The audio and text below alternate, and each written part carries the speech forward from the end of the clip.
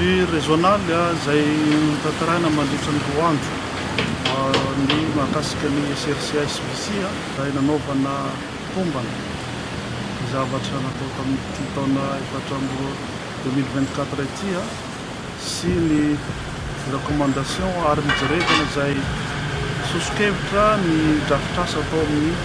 taona 2024 tao anatiny adi-hevitra mafonja dia mafonja no nahavitana zay roa andro zay satria nisy ny assemblée zay anisan'ireo groupe anankidimy no tao anatin'izay tanjona dia hitondrana zay fametahana ara-tserasera eo fivampihetsika ara-tsosialy zay raha matao gouverneur no filoha dia zany no filoha lefitra nandrindra an'izay SRCA dia faritra mosy zay plateforme voavolana io fa zany hoe ireo entité maromaro fikambanana no mitambatra ao anatiny mandrindra ny asanay ato faritra ao anatin'ny fandedrana zay koa nefa dia ilaina zahay mba hahafehy zay fandrindrana andreo plateforme reo zay amin'ny ankapobeny samby na ny fahavonona ny tsirairay ary miandry mivaliny ananana an'izay plan d'action 2025 zay ary hafana mirotsaka eny fotony hanatanteraka zay hetsika fanentanana zay fivampihetsika zay ilana zay dinika laly miaraka amin'ireo beatana miaraka amin'ireo SRCA miaraka amin'ireo tanora mba samby jerena zay fiovana azo am'tena ny association mamelona amin'ny mahafikambanan'ny tanora azy dia anisany andray anjara tamin'ny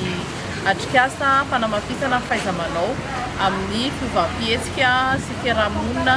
zany hoe social and behavioral change mikarakarain'ny SRCA iaraha-nantoka amin'ny UNICEF dia ny tanora anisany tena mandray andraikitra sahady amin'izay nanomboka tamin'ny famolavolana dia tafiditra ao anatin'izay sahady ny fampifondronana ny tanora mba hiarana tanteraka tanjona anankiray ao anatin'ity fivampihetsika sy fiovana ara-tsosialy ity zany anisan'ny vokatra lehibe sy tsapahitanana tao anatin'izay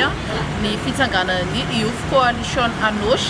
izay hifondronan'ireo tanora rehetra mba hiasa ho an'ny social and behavioral change izay azo lazaina hoe rantsana anankiray ao anatin'ny SRCA ihany koa zany dia misaotra lehibe ny faritra ANOSH izay tariny ramatoa gouvernoura zany namin'ny sehatra nafahana nandray anjara sy hitondra ihany koa ny anjara briko fampandrosoana zany dia isaorana ihany koa mpiara-nombonantoka UNICEF izay nanao tantsoloka ny atrikasa ary indrindrandrindra izay mpiara-nombonantoka rehetra maniry hiara-iasa dia vonona izay fikambanan'ny tanora ao anatin'izay mba ahafahantsika rehetra miaraka miroso amin'ny fanatrakana ny tanjony fampandrosoana ny lovainjafy eto amin'ny faritra ANOSH.